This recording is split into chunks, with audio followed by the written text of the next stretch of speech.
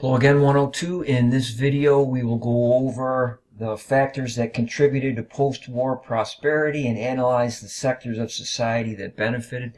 There are basically 5 big factors that created post-war prosperity. And after a brief post-war recession in 1945-1946, the economy soared to record heights as businesses shifted from wartime production to the construction of new housing and the manufacture of an array of mass-produced consumer goods. And in 1957, U.S. News and World Report magazine declared that never had so many people anywhere been so well off. And by 1960, some 90% of American families owned a car and 87% had a television set. And several factors created the nation's tremendous prosperity. The global arms race is one. The still large military budget after 1945 represented 60% of the national budget and was by far the single most important stimulant to the economy. There's robust manufacturing and dramatic new technologies, a second factor.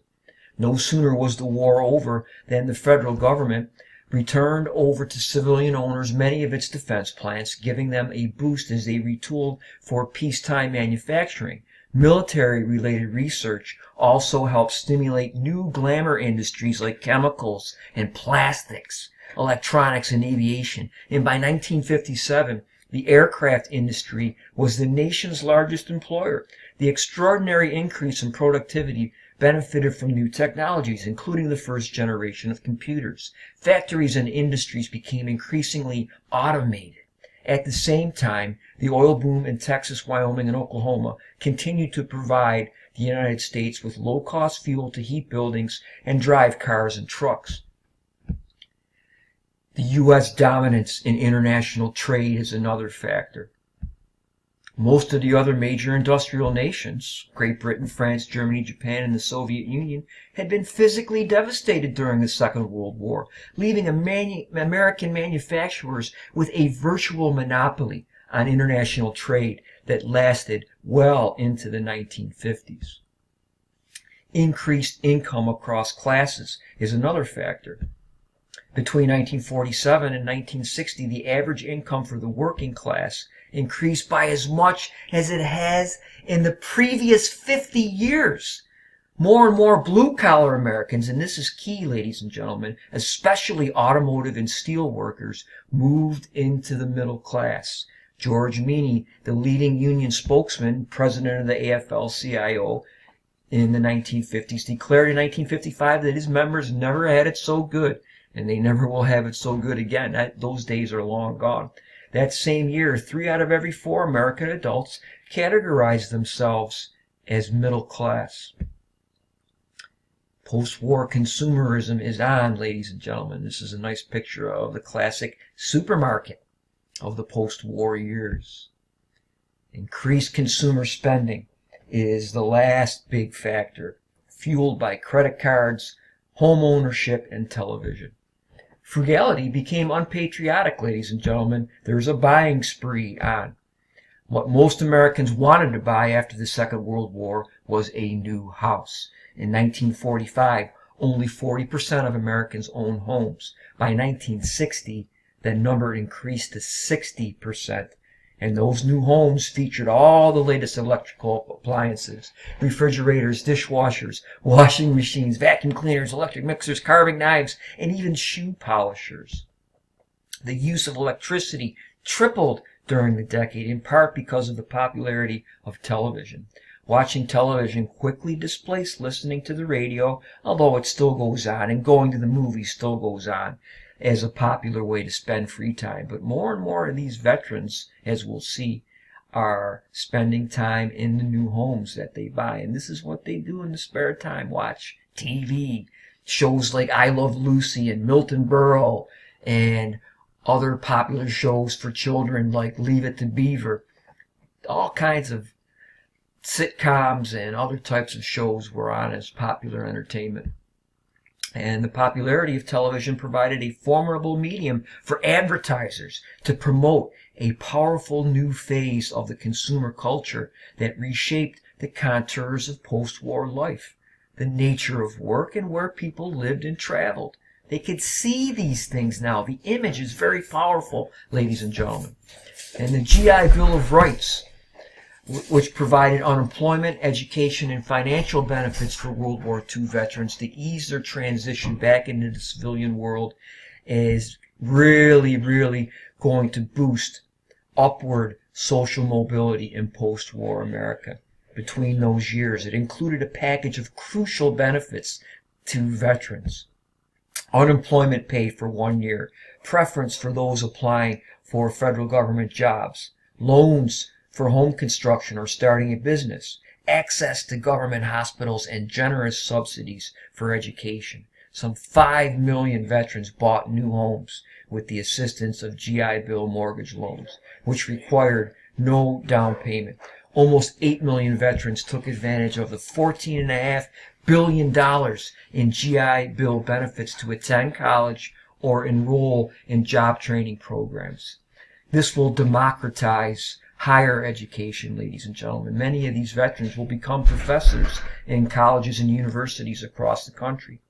Before the Second World War, approximately 160,000 Americans had graduated from college each year. By 1950, the figure had risen to 500,000.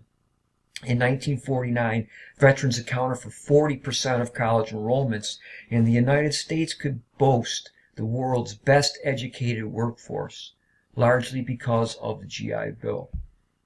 Overall, the GI Bill was one of the most successful federal programs in history, but many African American veterans, however, could not take advantage of its benefits.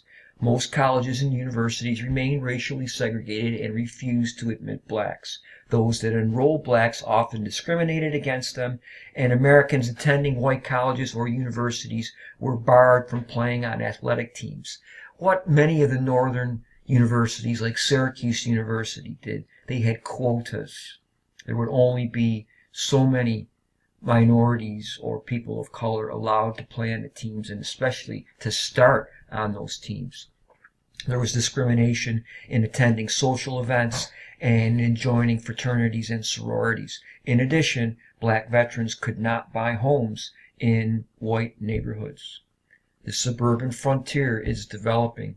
In suburbia were communities that were formed from the mass migration of middle-class whites from urban centers. They're moving to the south, the southwest, and the west coast, the Sun Belt.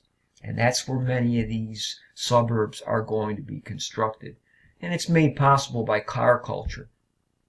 Suburbia met an acute need, affordable housing, and fulfilled a common dream, personal freedom and familial security within commuting distance of the cities, which is where most of the manufacturing was still located. In the half-century after the Second World War, the suburban good life for the middle-class white families included a big home with a big yard on a big lot, accessed by a big car or two. And the widespread ownership of cars enabled the suburban revolution during the 1950s. And during the 1950s, suburbs grew 6 times as fast as cities. And by 1970, more people lived in the suburbs than cities. And this is a Levittown on Long Island. These were identical mass-produced homes. The contractors would come into these subdivisions, the roofers, the framers, the roughers, the drywallers, the electricians, and they would perform the task, and they'd go on to the next house, and they'd do the same thing.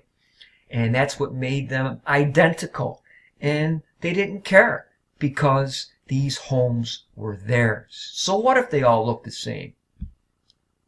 And these were lily white communities until the Supreme Court struck down in, I believe it was, the court case was Shelley versus Kramer.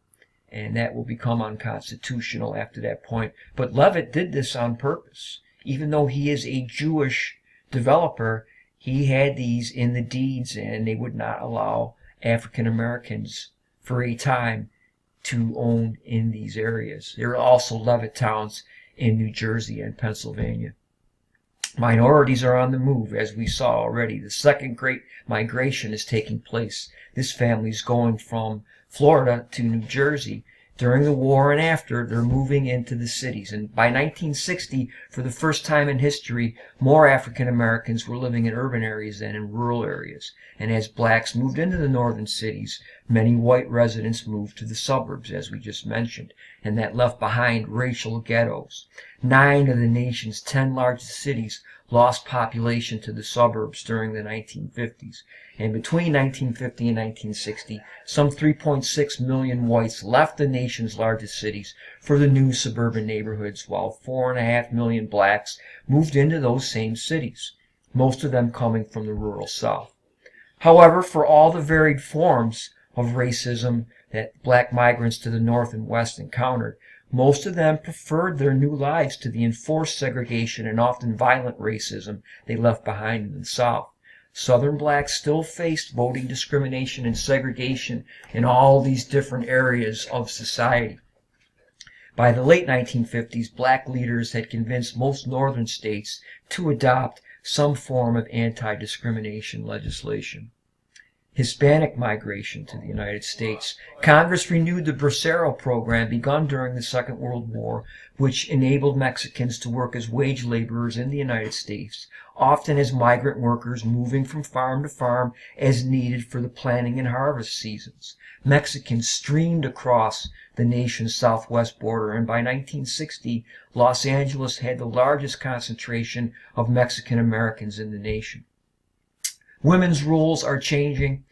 Rosie the Riveter has left the factory. Although women still are 20-something% of the workforce, the happy homemaker is back in fashion again. During the 50s, the marriage rate reached an all-time high. The average age of marriage for women plummeted to 19 because the baby boom is going on. And this is the biggest demographic bubble in U.S. history. Between 1946 and 1964, the birth of 76 million Americans reversed a century-long decline in the nation's birth rate and created a demographic upheaval whose repercussions are still being felt.